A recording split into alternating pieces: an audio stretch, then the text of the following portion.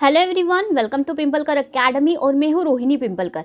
और आज हम डिस्कस करने वाले हैं ग्रामशी। ग्रामशी एक बहुत ही इंपॉर्टेंट थिंकर होते हैं, वेस्टर्न पॉलिटिकल थिंकर है ये। इन्होंने जो बातें कही है मार्क्सिज्म से रिलेटेड, जो कि बहुत ही आगे की कॉन्सेप्ट है, इस वजह से इनका जो योगदान है मार्क्सिज्म में ये बहुत ही ज़्यादा इंपॉर्टेंट माना जाता है। और इसी के ऊपर हमेशा से एक क्वेश्चन तो भी आपको पूछा जाता है। अगर आपने ग्रामशी के बारे में बहुत ज़्यादा नहीं भी पढ़ा है तो भी चलता है, लेकिन इनके ऊपर जो क्वेश्चंस आते हैं या फिर प्रीवियस ईयर क्वेश्चंस है, इसकी प्रैक्टिस आपको होनी चाहिए, क्योंकि बहुत ही बेसिक क्वेश्चन इनके ऊपर आते हैं। जितने भी वेस्टर्न पॉलिटिकल थिंकर है जो कि बात की है, इनके ऊपर हमेशा से आप देखेंगे बहुत ही सिंपल क्वेश्चन आते हैं। तो ये मार्क्स आपके हाथ में होने चाहिए, बिल्कुल आप यहाँ पे रॉन्ग नहीं होने चाहिए। सो इस वजह से हम ये लेक्चर सीरीज लेकर आए हैं आपके लिए। तो फर्स्ट हमारा क्वेश्चन है यहाँ पर, प्रिजन नोटबुक कृति किसकी प्रसिद्ध रचना है। ऑब्वियसली आपने पढ़ा होगा कि प्रिजन नोटबुक ये जो बुक लिखी है ये ग्रामशी ने लिखी है, लेकिन इंपॉर्टेंट बात यहाँ पे क्या है, इंपॉर्टेंट बुक से रिलेटेड बात यहाँ पे ये है कि ये जो बुक इन्होंने लिखी थी, ये लिखी थी उन्होंने जेल में। जब वो कब थे, 1929 से लेके 1935 तक जब इन्होंने जेल में अपना वक्त बिताया, उस दौरान उन्होंने ये बुक लिखी थी। और ये बुक पब्लिश उनके मरने के बाद हुई, मतलब 1947 जब भारत को स्वतंत्रता मिली थी, उस वक्त इन्होंने ये बुक, उनकी ये जो बुक थी वो पब्लिश की गई थी। लेकिन उस वक्त ये जिंदा थे क्या, नहीं। तो इस तरीके की छोटी छोटी बातें आपको याद होनी चाहिए। ऑब्वियसली क्वेश्चन कभी भी आ सकता है कि उनके मरने के बाद में पब्लिश हुई है या कब पब्लिश हुई है। तो अगर आपको छोटी छोटी बातें याद होती है तो अभी ऑप्शन में अगर इस तरीके से अगर क्वेश्चन आता है तो आप उसको अच्छे से सॉल्व कर पाते हैं, या फिर आपको बातें बहुत देर तक आपके दिमाग में फिट रहती है। तो नेक्स्ट हमारा क्वेश्चन है, ग्रामशी किस विचारधारा से संबंधित विचारक है। ऑब्वियसली हमने पहले ही डिस्कस किया था, जब मैंने स्टार्टिंग की तभी बताया था ये मार्क्सिज्म से जुड़े हुए विचारक है। लेकिन मार्क्सवाद में उन्होंने एक बहुत ही ज़्यादा आगे की बात इन्होंने कही थी कि जो समाज होता है उसमें दो तरीके का समाज होता है, एक नागरिक समाज होता है और एक राजनीतिक समाज होता है। और जो राजनीतिक समाज है वो सिर्फ पावर के द्वारा ही सिविल सोसाइटी को क्या करता है, पावर के द्वारा ही, जैसे पहले की विचारधारा थी, पावर के द्वारा, पैसों के द्वारा लोगों को क्या किया जाता है, आधिपत्य रखा जाता है उनके ऊपर। तो ऐसा नहीं है। तो संस्कृति के आधार पर भी उनको क्या किया जाता है, डायरेक्ट कर सकते हैं, उनको अपने ऊपर उनकी पावर रख सकते हैं। तो फोर्स ही इम्पॉर्टेंट नहीं होता हमेशा, बल ही इम्पॉर्टेंट नहीं होता।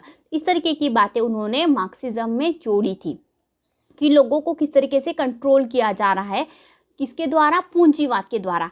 तो ये आपको विचार अच्छे से पता होने चाहिए ग्रामशी जी के। नेक्स्ट है हमारा क्वेश्चन, निम्नांकित किसका प्राधान्य का सिद्धांत मार्क्सवाद को एक अनुपम योगदान माना जाता है। अब देखिए, प्राधान्य का सिद्धांत किसका है, ऑब्वियसली ग्रामशी का। इसका अनुपम योगदान क्यों माना गया है, क्योंकि उन्होंने इसमें बताया गया है कि लोगों को किस तरीके से आजकल क्या किया जाता है, कंट्रोल में किया जाता है। उनको संस्कृति के द्वारा इसी बातें सिखाई जाती है, it is just a part of the society. उनको मेंटली क्या किया जाता है, इस तरीके से तैयार किया जाता है और उनके ऊपर राज किया जाता है। और वो इस वजह से क्या नहीं कर पाते, रिबेल नहीं कर पाते। वो क्या करते हैं, रिबेल नहीं करते, और जो भी चीज़ें उनको मिल रही है उनको वो अच्छे से एक्सेप्ट कर लेते हैं। इस तरीके से राजनीतिक जो समाज है वो क्या करता है, आधिपत्य को अपने बनाए रखता है। तो इसे कहा जाता है प्राधान्य का सिद्धांत।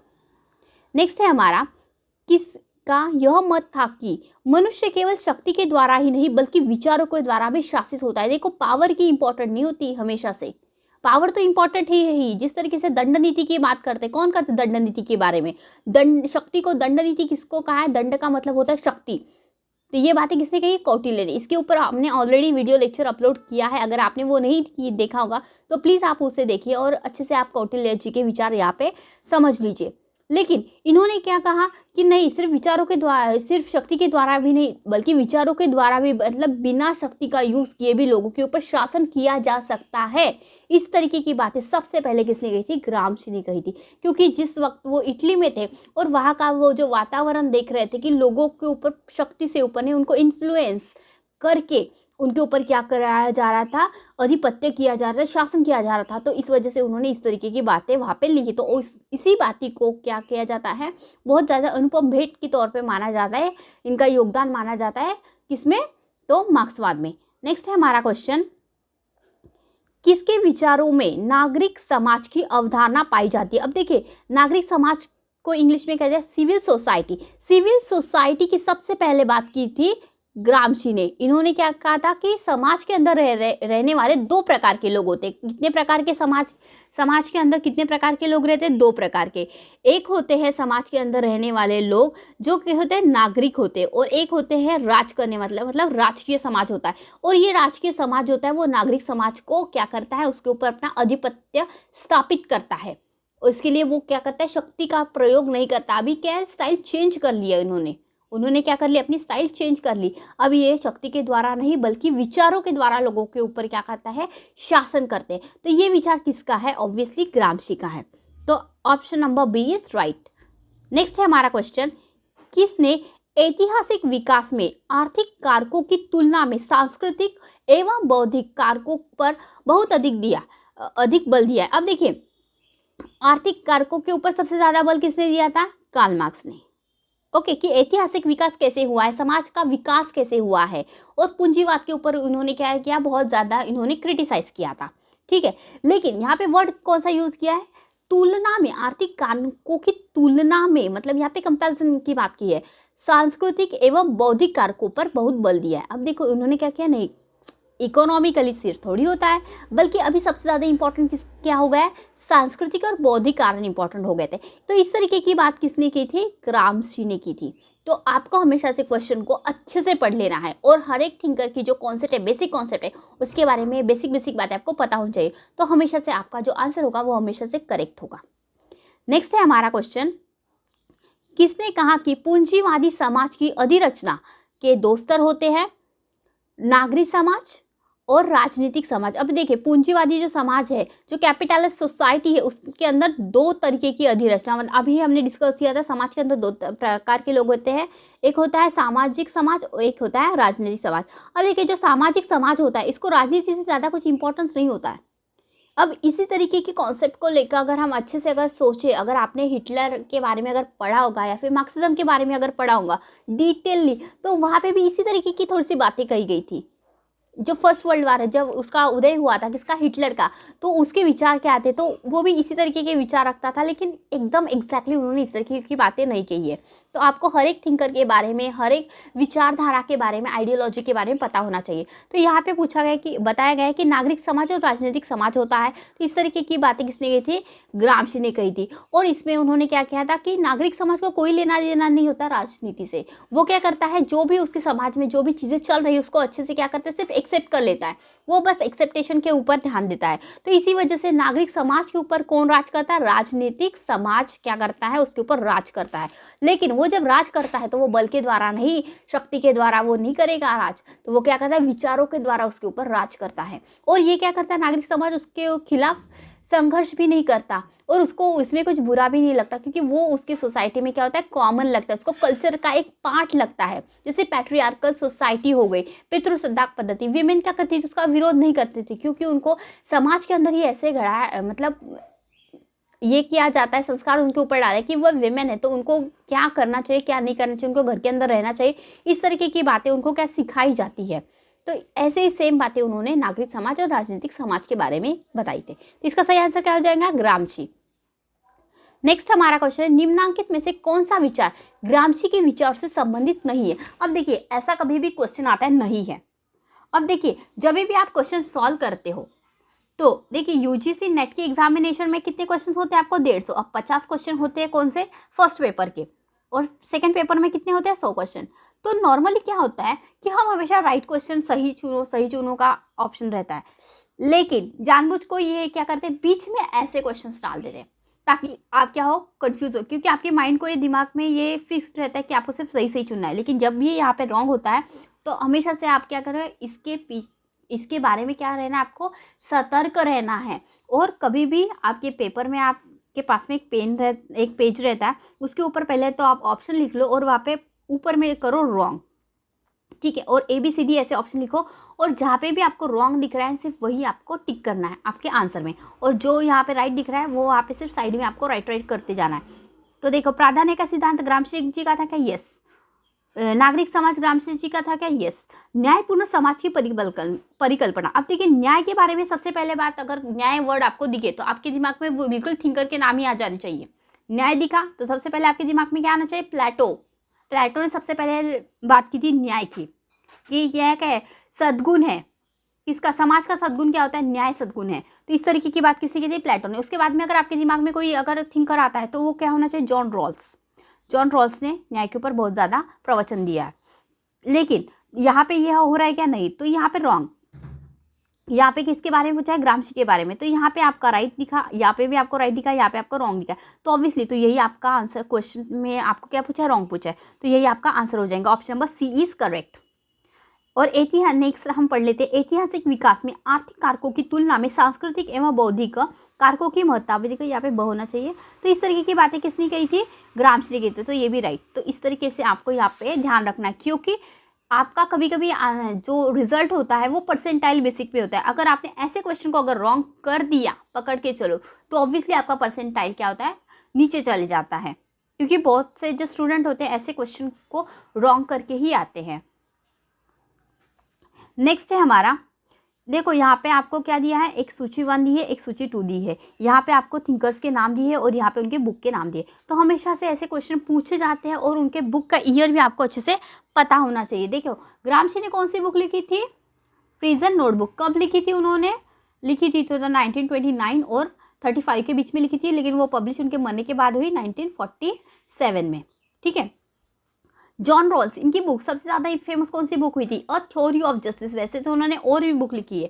देखो जो जॉन रॉल्स है, इन्होंने 2 तरीके की कॉन्सेप्ट बताई है मोस्ट ऑफ दी। एक उन्होंने समानता के ऊपर भी बताया है और उन्होंने न्याय के ऊपर भी बताया। देखिए समानता के ऊपर जो उनके विचार है वो ज़्यादा पॉपुलर नहीं हुए, जितने उनके विचार के ऊपर पॉपुलर हुए हैं जस्टिस के ऊपर हुए। तो इस वजह से मोस्ट ऑफ द टाइम उनका जो वर्क माना जाता है किसके ऊपर, जस्टिस के ऊपर। और इन्होंने ये जो बुक लिखी अ थ्योरी ऑफ जस्टिस, ये कब लिखी थी, 1971 में ये पब्लिश हुई थी बुक। नेक्स्ट है अन्ना आरेंट। तो देखिए हन्ना आरेंट जो है ये एक लेडी है। जब भी देखिए आपको ये पता होना चाहिए कि आपके सिलेबस में विमेन कितनी है। एक तो विमेन है कब, तो इसी वजह से इनके ऊपर क्वेश्चन तो बनता ही बनता है। हन्ना आरेंट के ऊपर एक भी क्वेश्चन अगर आया नहीं है, ऐसा कोई भी पेपर सेट नहीं है, तो आपको इसके ऊपर अच्छे से पढ़ना ही है। हम वीडियो लेक्चर सीरीज लेकर आने वाले हैं हन्ना आरेंट के ऊपर, तो प्लीज़ आप उन्हें देखिएगा ताकि आपको उनकी जो कॉन्सेप्ट है वो अच्छे से समझ में आए। तो इन्होंने जो बुक लिखी थी वो बुक कौन सी थी, दी ओरिजिन्स ऑफ टोटलिटेरियनिज्म। तो ये इसका ऑप्शन क्या हो जाएगा, बी, मतलब सॉरी ये सेकंड वाला इसका बराबर है। अब देखिए मेरी विल्सनक्राफ्ट, ये इसका क्या हो जाएगा, अ विंडिकेशन ऑफ वेमेन राइट। सबसे पहले वेमेन राइट की बात किसने की थी, बुक अच्छे से लिखी थी, किसने लिखी थी, मेरी विल्सनक्राफ्ट। और उसमें उन्होंने क्या, एजुकेशन का राइट होना चाहिए, पॉलिटिकल राइट होना चाहिए, इस तरीके से उन्होंने बात की थी। ओके, तो पॉलिटिकल राइट सबसे पहले मांगे गए थे नारीवाद के ने। उसके बाद में उन्होंने क्या, नहीं पॉलिटिकल राइट मतलब सफरेज, सिर्फ राजनीतिक अधिकार, वोटिंग राइट मिलने से कुछ भी नहीं होता, बल्कि आपको क्या चाहिए, इकोनॉमिकल राइट भी होना चाहिए इकोनॉमिकल स्फीयर में। तो उन्होंने इकोनॉमिक राइट मांगा। उसके बाद में उन्होंने कहा सिर्फ इकोनॉमिकल राइट मतलब आर्थिक अधिकार से कुछ नहीं होता, मतलब क्योंकि हमको रहना तो समाज में ही है, तो समाज में हमको क्या होना चाहिए, वहाँ पे अधिकार होने चाहिए, क्योंकि पितृसत्ताक पद्धति है हमारे यहाँ पे। तो इस वजह से सबसे ज़्यादा इंपॉर्टेंस किसको दिया जाता है, मैन को। तो हमको क्या चाहिए, सामाजिक अधिकार मिलने चाहिए। तो इस तरीके से उन्होंने अधिकार मांगे। तो इसके ऊपर भी हम वीडियो लेक्चर सीरीज लेकर आने वाले हैं। तो वो जब भी पब्लिश होगा तो आपको उसे अच्छे से देखना, ताकि आपकी कॉन्सेप्ट अच्छे से कंप्लीटली आपको समझ में आए, ताकि आप जब भी क्वेश्चन का आंसर दो तो वो अच्छे से आपका आंसर बराबर ही निकलना चाहिए। तो इसका सही आंसर देखिए, पहले का क्या जा रहा है, ग्रामशी का जा रहा है प्रिजन नोटबुक। ठीक है, John Rawls a theory of justice, Hannah Arendt the origin of totalitarianism, और ये vindication of women right. Okay, तो ये आपको पहले का 3 कहाँ दिख रहा है, यहाँ पे दिख रहा है, यहाँ पे दिख रहा है। सेकंड का 4 आपको कहाँ दिख रहा है, यहाँ पे दिख रहा है, यहाँ पे दिख रहा है। Hannah Arendt vindication of Hannah Arendt the origin of totalitarianism, second B, इसका सेकंड यहाँ पे दिख रहा है और फर्स्ट यहाँ पे। देखो आपने जो ए ऑप्शन अगर सी ऑप्शन दोनों भी सेम ही है, तो इस तरीके की जानबूझ के वो क्या कहते हैं, प्रिंट मिस्टेक करके आते हैं। मतलब आप नहीं करते हो, वही लोग देते हैं। क्यों देते हैं, ताकि लोग क्या करें, इसके ऊपर जो स्टूडेंट है इसके ऊपर क्या वो क्या करते हैं, चैलेंज करते हैं। और चैलेंज करने के बाद में ऑब्वियसली ये यहाँ पे उन्होंने रॉन्ग ही किया है, तो इसके आपको जो मार्क्स है वो अच्छे से मिल जाते, चाहे आपने यहाँ पे ऑप्शन टिक किया है, नहीं किया, रॉन्ग किया, राइट किया, जो भी किया है। क्योंकि मिस्टेक किसने की है, उन्होंने की है, यूजीसी वालों ने की है। तो इस तरीके की मिस्टेक तो वो हर साल करते हैं, क्योंकि जो चैलेंज करते हैं किसी भी क्वेश्चन को, तो उनको उसके लिए फ़ीस भरनी पड़ती है, तकरीबन वो होती है 1000 रुपये। इस तरीके से भी यूजीसी क्या करता है, पैसे कमाता है। तो ऐसे भी क्वेश्चन आपको आते हैं, अगर पेपर में ऐसा कभी भी आए तो आप उसको स्किप नहीं करना है, अच्छे से आपको टिक करना है। नेक्स्ट है हमारा क्वेश्चन, सूची 1 और सूची डी यहाँ पे दिया हुआ है और यहाँ पे पूछा गया है कि सही कौन सा है। अब देखिए, नागरिक समाज के बारे में किसने कहा था? ऑब्वियसली ग्रामशी ने कहा था, तो ये बराबर है। तो बाकी की तो रॉन्ग हो गई, क्योंकि न्याय के बारे में किसने कही थी बात? जॉन रॉल्स ने की थी। नारीवाद सबसे पहले उन्होंने बुक लिखी थी मेरी वुllstonecraft। और किसकी बात की थी उन्होंने? राजनीतिक अधिकारों की बात की थी, एजुकेशन के बारे में उन्होंने बात की थी। निरंकुश तंत्र की विवेचना, अभी हमने बुक का नाम लिखा था द ओरिजिन ऑफ टोटलिटेरियनिज्म, इसको ही क्या कहते हैं? निरंकुश तंत्र की विवेचना, इस बुक का नाम है। तो हन्ना हार्डेन का सही ऑप्शन हो जाएगा, लेकिन यहाँ पे क्या इधर उधर दिया है, लेकिन सही आंसर यहाँ पे किसका हो जाएगा? ए, नागरिक समाज, ग्रामशी ने इस बारे में बात की थी। तो option number A is right. तो इस तरीके से आपको क्वेश्चन देते हैं। कई बार क्या करते हैं, बुक्स के नाम हिंदी में या फिर इंग्लिश में दे देते हैं, तो आपको दोनों लैंग्वेज में आपको उस क्वेश्चन जो बुक है उसके नाम पता होना चाहिए, और साथ ही साथ में आपको ईयर भी पता होना चाहिए। नेक्स्ट है हमारा क्वेश्चन, निम्नांकित विचारकों में से किसने कहा कि शासकीय वर्ग बुद्धिजीवी की सहायता से अपना प्रभुत्व स्थापित करता है? अब देखिए, राजनीतिक समाज और नागरिक समाज की बातें की थी, और शासकीय जो भी शासन करता है, मतलब कौन हो जाएगा? राजनीतिक समाज। और वो क्या करता है? बुद्धिजीवियों की सहायता से, मतलब ऐसे लोगों को वो टारगेट करता है, और ऐसे लोगों को जैसे कि अभी हम कहते हैं सोशल मीडिया बहुत ज़्यादा बायस हो चुका है, और जो भी पार्टी जिसकी गवर्नमेंट होती है उसके बारे में वो बहुत अच्छी अच्छी बातें करते हैं, क्योंकि ये क्या होता है? एक ऐसा साधन होता है, बुद्धिजीवियों का वर्ग होता है, जो वो कहेंगे तो बाकी के लोग भी उसे मानना शुरू कर देते हैं। तो इसकी सहायता लेकर क्या करते हैं? समाज को ये अच्छे से विचारों को ऐसे फैलाते हैं लोगों के सामने कि नहीं, ये रॉन्ग भी चीज़ है, तो उसको अच्छे से राइट करके ही बताएंगे। तो बुद्धिजीवियों की सहायता से वो लोग क्या करते हैं? लोगों के ऊपर प्रभुत्व स्थापित करते हैं। तो ऐसी बात किसने की थी? ऑब्वियसली ग्रामशी ने की थी।